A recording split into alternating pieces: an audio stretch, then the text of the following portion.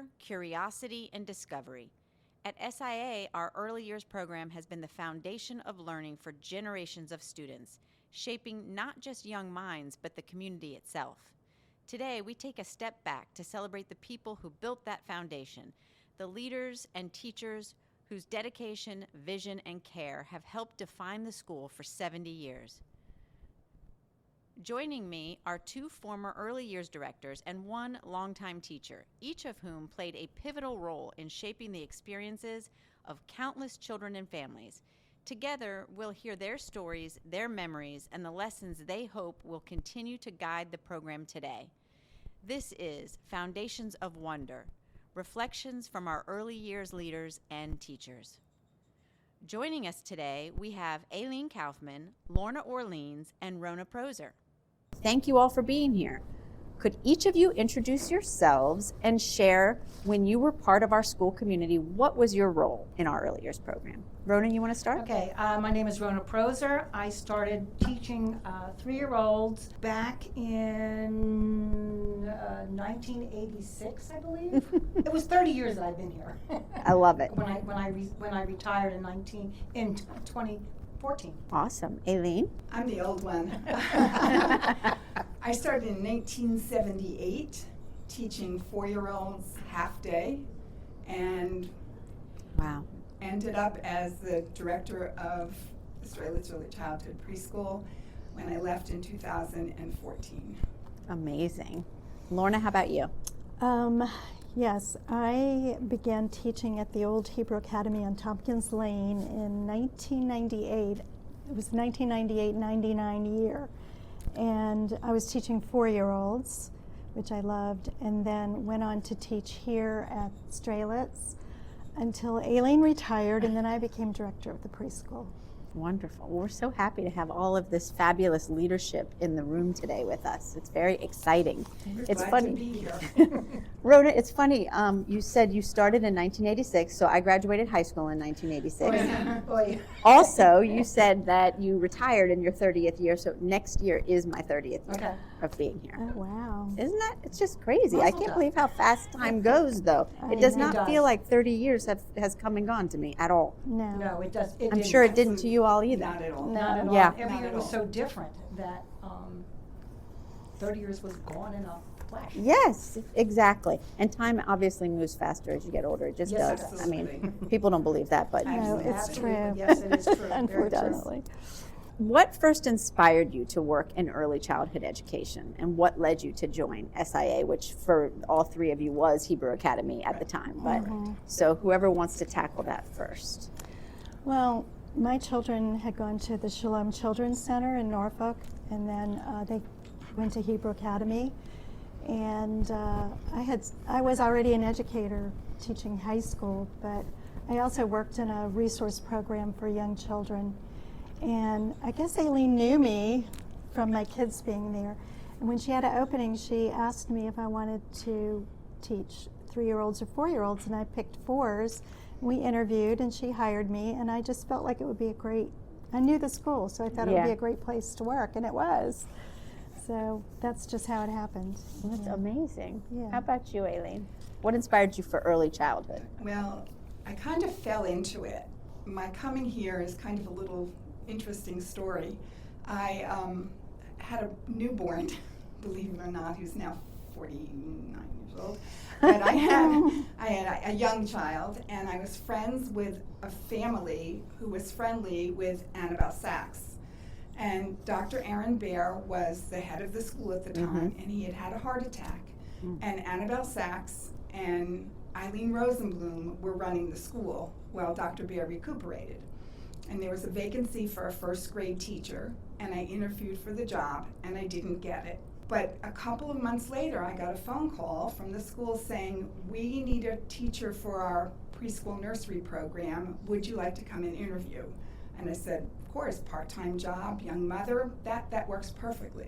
But what made it even better is my degree was for elementary education from nursery through grade 7. And I also had a degree in Judaic studies. Oh, wow. So the two together made it a perfect match to Yeah. teach wholly integrated preschool program and a Hebrew day school. That is fabulous as well. It's interesting how you end up somewhere, you know? I didn't know the whole genesis of that, so. I don't think Yeah. I've ever heard that story either, now that I think about it, as long as I've known you, too. How about you, Rona? And I fell into it by accident. I had really, by accident. I had a degree in education from kindergarten through 7th. And I had taught first grade and third grade and fourth grade and second grade. And I sent my younger daughter, Mara, here 3 days a week. Aleene's assistant was on medical leave, and I went in to be her assistant for a couple of months. And I became the assistant to the 3-year-old teacher the following year. And then the following year, I was on my own, petrified. But obviously you must have liked it. It grew on me. It's just funny. So when I first started at the Hebrew Academy of Tidewater, it was because I knew Sherry Spar. She worked for me somewhere else. I was the director of finance at a rehab center. And she knew about this opening because I was the CFO, the business manager, when I originally came to Hebrew Academy. And she knew about this opening at the school. And I had a baby, and I didn't want to work as much, and I needed something a little bit more part-time. And so that is how I ended up transitioning into the school, because of Sherry. So, I don't know, just an interesting story. And I taught your sons. Yes, and my children came here. But the interesting thing is I think that what you just said talks about one of the core parts of this school, and that's the community piece. Yeah. And that if it wasn't already there, I'm probably jumping ahead, but part of the thing that we did was create community. Oh, absolutely. That was really a primary goal, especially in 2004 when we moved here. So. Yeah. Yeah. I mean, I think you walk into the school and you automatically feel like part of a family. Right. And that's what makes you stay. Right. You know? Mm-hmm. Right. So anyway, it's an amazing place to work, obviously, or we wouldn't have so much longevity in this school. Okay, so as directors, so this is Alene and Lorna, how do you think you shaped the vision and philosophy of our early years program during your tenure? Alene, you want to take that first since you were director at first, and then we'll go to Lorna. I think that a lot of my background is what directed what ended up happening over time. So I went to school at Hofstra University, and Hofstra University believed very much in hands-on education. We were kind of like at the turning point. Bank Street and Hofstra were the ones that started. So even when you were teaching elementary school, it was important that you do things that were hands-on. Well, that came into my classroom as a teacher of 4-year-olds. And then as my job grew, as my responsibilities grew, and I had more impact and input on other teachers, that continued to be a primary goal. So when I came in whatever that year was, I would talk about developmentally appropriate practice, but when we moved to this building and we were merging 2 very different schools with 2 very different cultures, despite them both being Jewish preschools, we needed something new to help create that community. Yeah. And Reggio Emilia had just become the most prominent and accepted and top of the preschool world in all of the research. And so we tried to adopt the Reggio Emilia program. And I think that piece of it, that being child-centered, listening to children, trying to interest them, making sure they're constantly engaged, was something that started when I first started and would continue through until the day I retired. Yeah, absolutely. And we're really still doing that today through the IB program. It's so similar to Reggio. There's a lot of similarities, I would say. We're very child-centered. We're very student agency. You follow what the children are interested in, and you follow down that path. But so that's very interesting that, everything always does come back around though, It does. It really does. So for a while, everybody was, yelling the whole academic preschool stuff, but Well, I think but we have really, a lot of different labels that mean the same thing Yeah. sometimes. that's true. That's true. Yeah. That's true. Well, the academic preschool part was the part that always got me right there. I think our current director would agree with you. How about you, Lorna? So the first year that I believe it was in the first year that I was director, I had an opportunity to go to the big JCCA conference, and I think it was down in Orlando. Oh, I sort of remember that. Yeah. Yeah, it was in Orlando, and Joe Nosson I think she was the other person from the school that was there. And I learned about this, it was called the Sheva Early Learning Framework. So just to put more of a point on all the things that I had learned through working with Alene, I started implementing that program, and there were 7 goals in the program. There were 2 that I focused on, and one was children as constructivist learners. And you probably remember that term. Yep, I do. And it's very similar, I think, to what you do in IB. It was just about changing your image of the child and seeing a child as very capable and competent and full of potential, and learners whose opinions are valued. And so when you adopt an image of a child like that, students and teachers can work together. They can create experiences, do research and projects, and that enables them to co-construct knowledge and learning. And I think teachers in that kind of environment have to be very keen observers. They have to notice what engages children. They have to be, they have to listen and see what children are interested in. And so observation was the key. And in moving all of this forward, the second goal, and I think this ties into IB as well, was creating classroom environments that invite inquiry. And those are all the buzzwords I know. I know, it's so funny. And so we also provided provocations, and I remember when we started the IB program, that was a big provocation. And so a provocation could be anything in preschool. It could be children reacting to a book in a very positive way, or being interested in objects that are placed around the room, things that just spark interest, and a teacher learns to engage children so that she can find out what they're interested in and how to create lessons and experiences for kids. So that's where we were. And then, as I progressed through as director, project-based learning came along. It was very similar to that. And by the time the IB program was introduced, I think there were so many similar. Absolutely.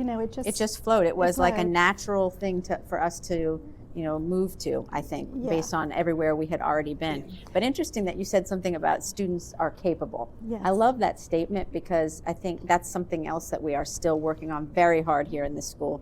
And that even more so in the primary years than in the early years, because we're trying to get parents to know that children are capable. And that's such an interesting thing to step back and say to yourself, wow, I didn't realize that parents weren't letting kids do some of these things that we just assumed. I just assumed they were riding their bike down the street or whatever, doing some chores in the house or making dinner or cleaning it up or all these things. So, but it's interesting that to me, because that means we've been doing this through all the decades, maybe different labels, but we've been doing the same, trying to get kids to have agency and be independent and resilient and capable and curious. And decision makers. Yes. And, respecting their, their input and their thoughts and their interests. Yes, and their differences. Yeah, absolutely. It's not one size fits all. No. So Rona, what did the philosophy look like in action for you as a teacher? Well, not having an early childhood background, and when I went to work with Alene, she basically became my mentor, because I knew nothing. I knew how to do a first grade or a second grade, but this was very challenging for me. And one of the things that I did learn was play with a purpose.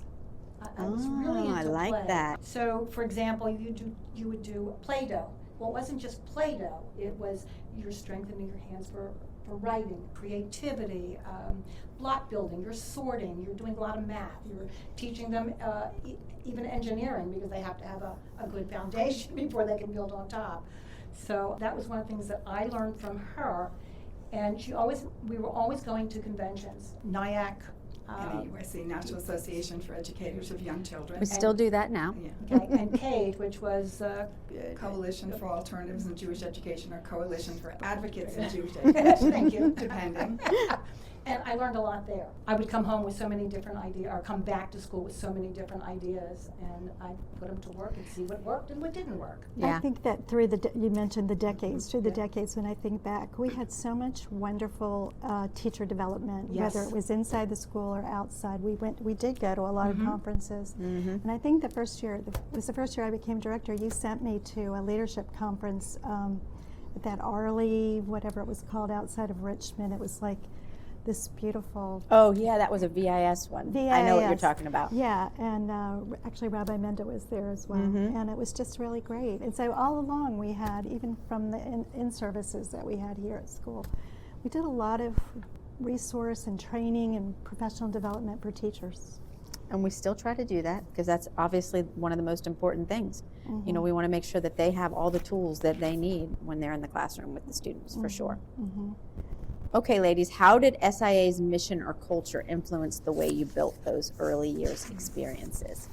Well, I think, you know, when you look on the, I was like reminding myself of what the core values were here at SIA, and it's, you know, community and tzedakah and repairing the world, which are universal values and Jewish values. And I think we would always strive to have a very integrated program. Yes. You know, so when I can remember when I first started teaching, we had a circle every morning, and we always had like a child's liturgy, something very simple. Good morning, Boker Tov, you know, and then we'd sing a prayer of thanks, Moda Ani. We would say the Shema, and we would end with Adon Olam, which to this day is etched in my brain. And, But we did it slowly. we did it slowly. We would teach the kids, and then, so, you know, that was just integrated into part of the day. But even as doing a morning circle, we would integrate math and science with the calendars, and I always had a moon chart with we'd follow the phases of the moon, but we did that because it was leading up to Rosh Chodesh, which the school celebrated. That's perfect. So, you know, I think that all of those values, those core values that you have, I don't know if it's still up It's over still the up door. there, yep. Yeah, I think Kahila, Kavod, they're all still up there. Yeah. Torah Lishma. I think all of those things have always influenced us. Yeah. I'm going to say we didn't have them, or when I left, we did not have them articulated that way. We were in the process of developing them. True.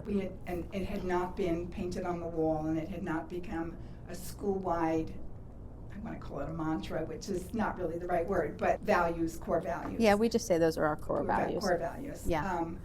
But they all were part of what we did in the classroom every day. Even with regard to behavior, you know, we treat each other with kindness. We treat each other the way people should be treated, child to child, teacher to child, because we are people and we're all created in God's image, and this is what we do. So the whole Judaic background piece of it, not only the values, not only the holiday celebrations, but everything that you do was kind of connected to your basic, who you were trying to develop in your classroom. I guess that's the best way to put it. Okay. I remember having several non-Jewish children, and the parents liked the core values that we taught. Oh, absolutely. Whether you're Christian or whatever, the core values are the same. We just gave it a Judaic name. And my kids knew Derech Eretz, and they knew Tikkun Olam. Yeah, absolutely. I love that. And we're still continuing with that. And interestingly, too, if you add to that the IB has all of these learner profile traits, they call them. So it just kind of adds into our core values. Right. There's a lot more of them, but, you know, they all kind of go together. And it is very integrated, which is another reason we loved IB.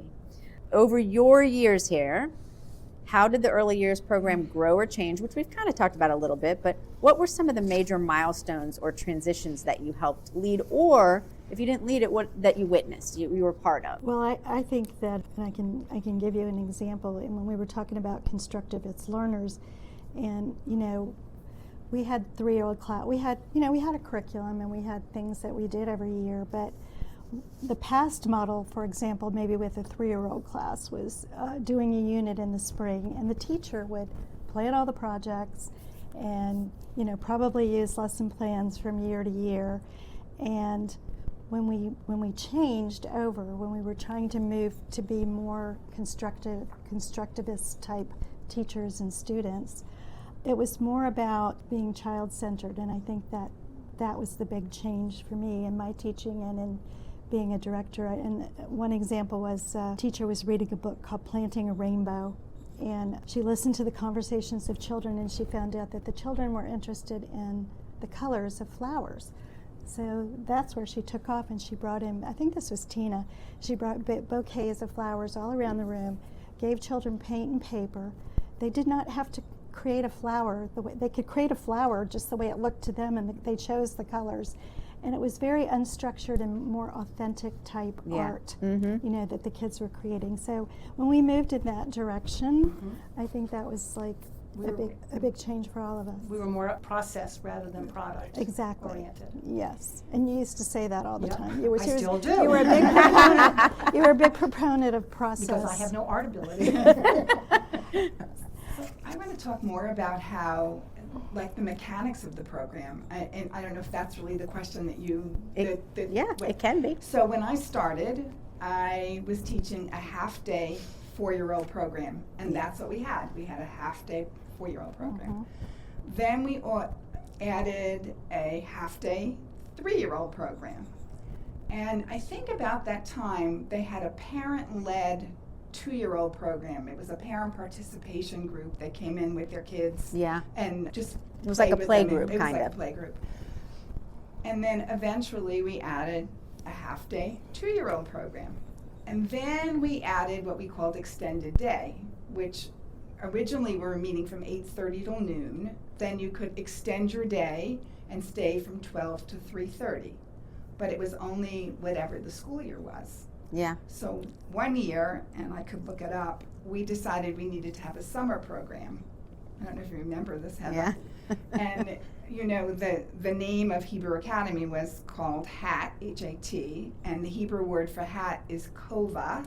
So for a while, I think it was 3 years, we had a Camp Kova, is what it was called. I remember that. And we had probably maybe a 6 or 8 week session on our grounds on Tompkins Lane for camp. So now we never went past 3:30, if I can remember correctly. And then we moved to campus. And To our new location. To our new location. Which isn't really new anymore, but it was. we all still refer to it as new. No, you know what? I take that back. Did we go to 5:30 or 6 o'clock? No, we didn't. No. We didn't. No, We ended definitely at not. 3:30. That happened We here. ended at 3:30, and on Fridays we ended at 2:30 so we could get home in time for Shabbat. That was the other thing.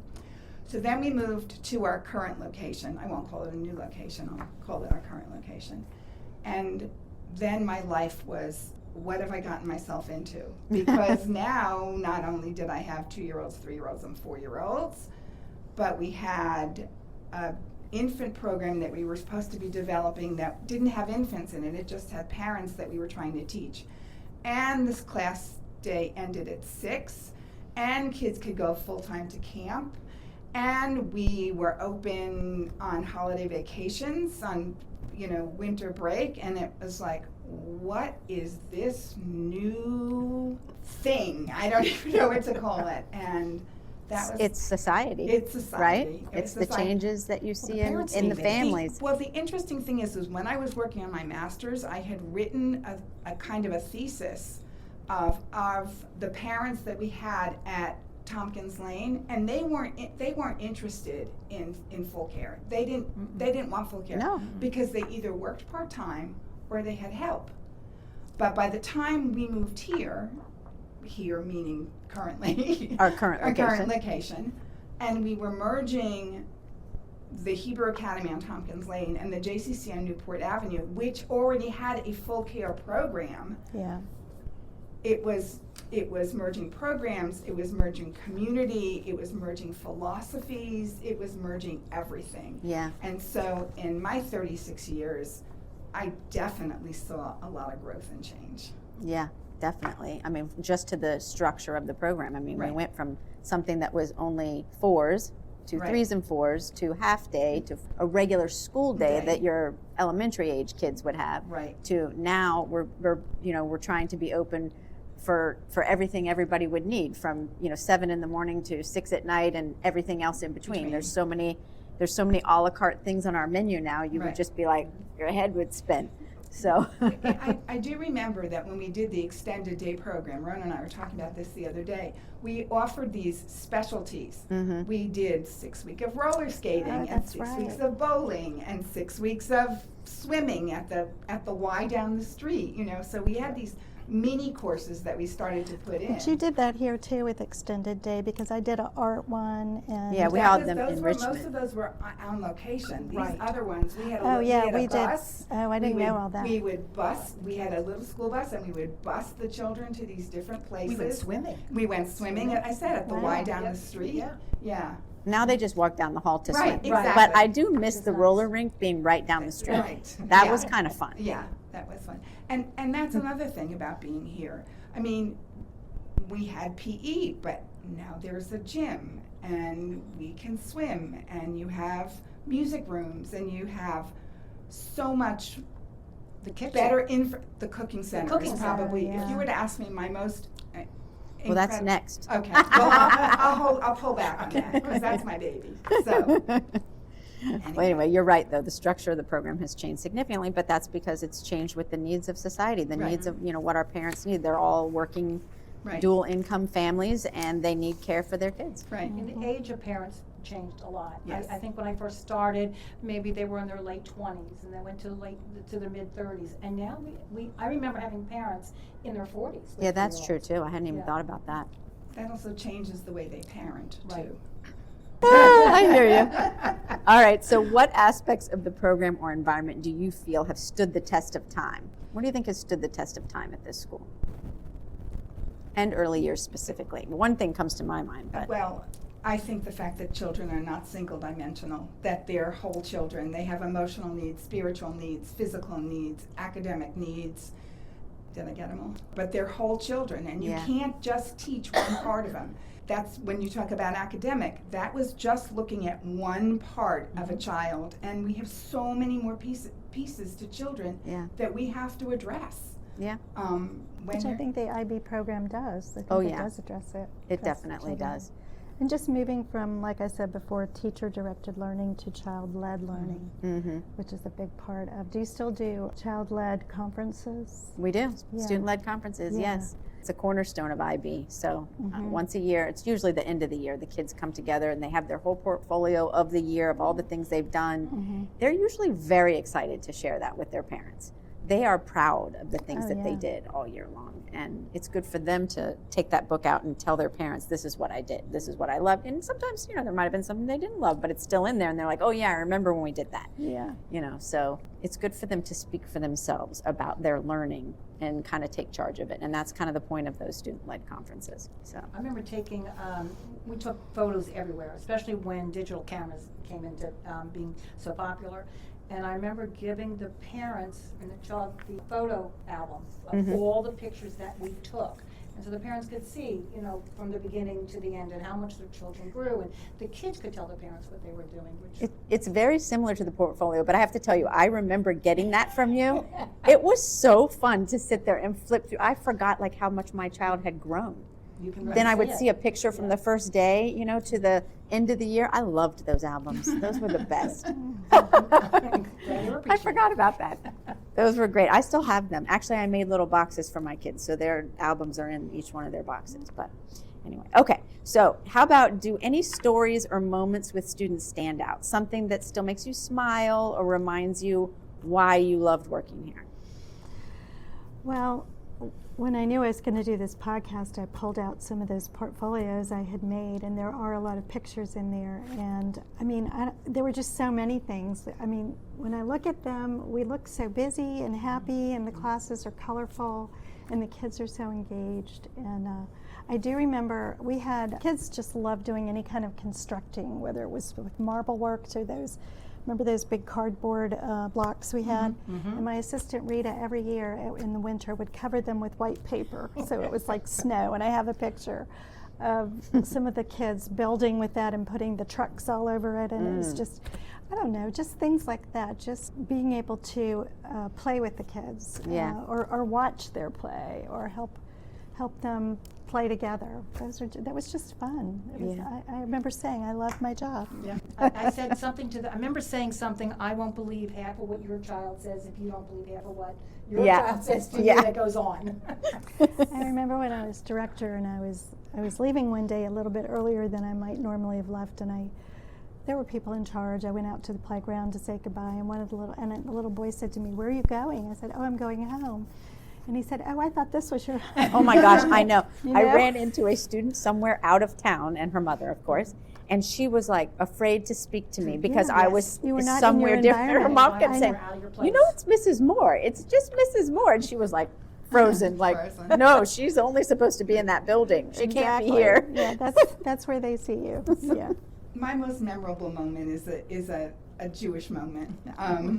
So it was our early childhood family Seder, which I absolutely loved. And it was on Tompkins Lane. And little Adina Ruberg, who's now in her 40s, got up and sang in her little tiny voice all 4 of the 4 questions. Oh, wow. From start to finish without missing a beat. And I can still see her, I mean, that many years later, of her just in that big auditorium with that little tiny voice singing the 4 questions. And Was she a 4-year-old? She was a 4-year-old. Okay. And I feel proud of her. I feel proud as a teacher who, and granted, it was a family who was obviously involved Jewishly, Right, no very question about community it, oriented. but very community minded. But the fact that as a 4-year-old she was able to learn and present, I mean, confidently in this huge room with all these people she didn't know, that was one of my most memorable. It was just a very sweet moment, I guess is the best way to put it. That sounds like it. So how do you think you built such strong connections with families, and why is the partnership with families so important in early years? I know one way I did is through newsletters. Yes. We Because all it did gave newsletters. all day, yeah. I think we started once a week, I believe, once a week at Tompkins Lane. And then here, I think we did them almost every day. We would email them. And it would give the parents just something to talk to their children about. You know, when the kid says, I did nothing. Which they all do. They all do. They all tell their parents, I didn't do anything Right. today. The parent could say, well, I see you read such and such a book. Tell me about it. Yeah. And that would always spur on I think that was conversation. really important. Yeah. And then we had a newsletter later on, and then I think Shabbat sing-alongs were Oh, I that was loved so it. fun. Exactly. Yeah. Shabbat sing-along just really brought a lot of Right. parents and families and kids def- together. yeah. And it was always fun, and they just enjoyed it. Yeah. And I think that was a big community building part of it. I do And too. I think in 4-year-olds we had Family of the Week, and we'd have one family take 1 week each out of the year, and they could come one day or all the days and just share things about their family. And I think that made those little mini communities, you know, within the classroom. Yeah. Doing that. And we still do all those things. We still have Family of the Week, and obviously we still have Family Shabbat Sing-Along. I think So. the parent organization was also a really important piece of it. But we had parents who not only, like, I tried to do things where that they were were able to participate, but they were able to participate even before they were in the classroom. Yeah. So Oh, that's nice. they would get together in the cooking center and cook something or prepare something or learn something. And it was also an opportunity for them to ask questions or try to get additional knowledge either about parenting or religion where they didn't feel threatened, because a lot of people were unsure about things Jewishly that they would not ask in a public forum, but they would ask in a private forum or in a Right. small group. Parenting, religion, whatever their questions were, and they started to engage with each other, and as they engaged with each other, the group became stronger, and then they could branch out and do even more community building. And I think that the relationship that you have on an individual basis with a parent is equally as important as the relationship they have with the community where their children go to school. I love that. What do you think makes this program so special or distinct from other early years programs? Because there's a lot around. Well, we're not daycare. We were not daycare. We never were. Not at all. I don't think. I mean, I think the emphasis was always on Learning but not academics. yes, Does that learning make but not sense? academic, Yeah. mindfulness. Just I think we were child-centered from Yeah. the beginning. From the very beginning. Yeah, and so we were really committed to education and to it not just being a daycare center. I agree with that, definitely.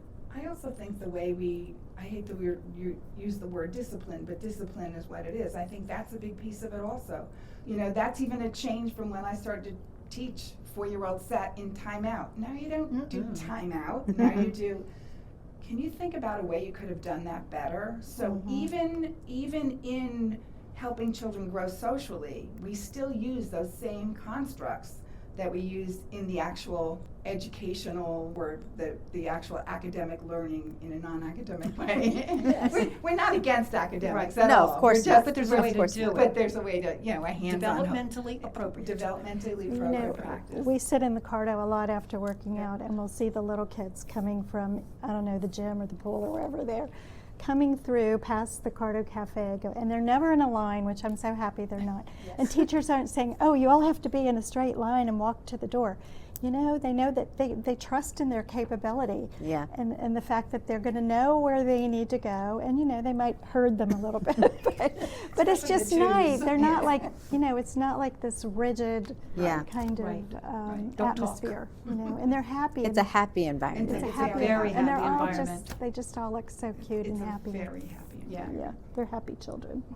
So what traditions do you hope have continued from your time leading and teaching here? Is there something that we always did when you were here that you hope has continued and will continue? It sounds like they do. You still do Shabbat sing along. Absolutely. I hope the kids do like a little Shabbat in their classrooms. Oh, they do. Yeah, with the challah and saying the blessings. I thought that was on Friday was always like a special day. Special day. Yeah, I was always into cooking. Yeah. I mean, you got math, you got science, you got it all. Yeah. And the kids loved it. They still love cooking, let me tell you. I think the holiday celebrations are a big piece that you continually want to see. Again, in all different ways, whether it's stories, whether it's singing, whether it's cooking, whether it's Purim and you're getting dressed up and masquerading, whether it's Simchat Torah and you're walking around with the Torah. The fact that those traditions are still traditions that will forever be celebrated with the children because they become part of their memory, and that's what makes them people when they, observant, involved people when they grow up. It gives them the foundation. Yes, thank you for the word. Yeah. Yeah, Yeah. Thank you. I remember the art projects that my younger daughter's the only one who went to preschool here. For example, an apple, for Rosh Hashanah, you put the apples on it, and we still use it. It's ripped, it's torn, but she brought it home, and we still use it. I love that.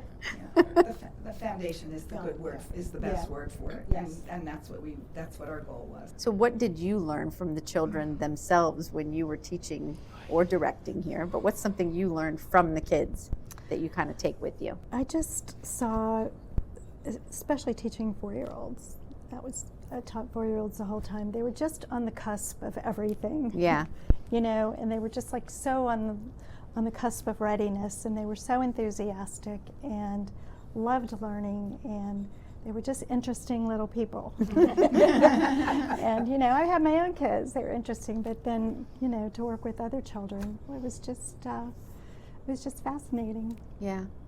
Interesting little people, because that's what they are. They're little people. They are. They're not incapable children. They're people. Exactly. So, And I think they taught me that they were capable, and they could. yeah. They could give so much and help create the learning along with you. Love that. I think I learned patience, Mm. and I learned not to squelch creativity, that you have to give them freedom, and that everybody doing the same thing every time is not helping them. Yeah. And that everybody grows in their own way. I also, one of the things I think about often is when we're looking at child development, at what point do you look at children and say, okay, he's a Leo, the late bloomer, give him time, versus I think this is a situation where we need intervention. And that balance between the two, and how do we address it, not only with parents, but with professionals. And I think that was a very big learning tool for me, is trying to find that balance. Yeah. And I think it's critical, because you can do a lot of success and you can do a lot of damage, and it's kind of scary when you look back and you think, I have a lot of responsibility. Yeah, they're little people and they're fun, but they're my responsibility. Right. You're And- responsible for all these little people. And I'm responsible for these little people, and which way they go and what they do, it's on my desk. Yeah. And that's a hard thing to learn. It's a process. How to It's a process. intervening and when to intervene, and who to call, when to call in the specialist, and Exactly. Well, I mean, sometimes that takes a group effort to Yes. determine those things. That's why Yeah. today we call it student support, and there's like a lot of people involved in that, which I think nice. is That's really is nice. helpful. I'm You know. so jealous. I'm so jealous. Yeah. No, I You understand wanted that. all along. I wanted it all along, yeah. But that's how things change. Yeah. I could Yeah. have wanted it all along, but the time wasn't right, the budget wasn't right. I mean, whatever, it just wasn't right. Yeah. It's like my last few years, I wanted a garden out back. And one of your board members says, oh, don't worry, I put in a request, or I put in a grant. And of course, it never came to be. And then, 2 years later, 3 years later, this beautiful garden, I'm jealous of that. Well, wait till you see the playground when it's done. I can't Oh, wait. I can't wait to I see. I can't wait. heard. I cannot wait. You guys will have to come and play on it with us. Yeah. That would be so fun. It would be fun. So, as the school marks 70 years, what does it mean to you to know that you were part of shaping the earliest experiences for so many children and families? I love it when I go somewhere and the kids go, Mama Rona! Yeah. Or the parents say, you were so instrumental in this or that with my child. It's like, I don't even remember the parent at this point, but Right. it's really interesting. And I can say, I taught that child, I taught that one, and I taught that one. Yeah, when it's in the summertime, when some of the counselors are walking through, and And they're you taught kids them. that I taught. Yes. Oh, I know. And they look like such wonderful people, Mhm. and they're actually leaders and teachers themselves. So a And little bit to do I'm with just that. always, and I'm just always proud that I was a part of the school. I Mm-hmm. think it was a really wonderful part of my life and created a lot of identity in me. So I'm just proud to have been a small part of. All of their growth? Yeah. Yeah. I just feel lucky that I had the privilege of being here. That's all. I think it was really a privilege and very much a part of my life. Yeah, absolutely. Yeah, I think that's how we all feel. All right, so this is an easy one, but if you could give one piece of advice to today's teachers or parents, I guess, what would it be? One piece is really hard too, by the way. So Yes, it is. I think I would just say, relax. Yes. Believe in the process of preschool. Your children are going to learn, they're going to grow, they're going to be great. It doesn't all come at once. It's all a process. It's a process. And they're going to get there. And so just believe in that. I love relax. That's very good advice. Yeah. Parents need that. They really do. And teachers. Yes. Yes. Yeah. When you think back on your time here, what fills you with the most pride? That the parents still remember us and thank us for what we did and that we didn't even realize we did. Yeah. I I agree with that. It's not the recognition or anything like that. It's just the pride that you were a little bit part of that child's life, and you did good. You know, it's funny. I don't know if you guys feel this way, but kids graduate in the 5th grade here, and they stay that way in my head Right. until I see them, and Right. then I'm blown away Right. that they're How do you 20 think we feel? or whatever. You know what I mean? Or you're on Facebook and you run Yeah. across a picture of a Facebook page and it's a student. I just saw this, a student is just graduating from college that was in my 4-year-old classroom, and it's just amazing. It is amazing. You do remember them as they were.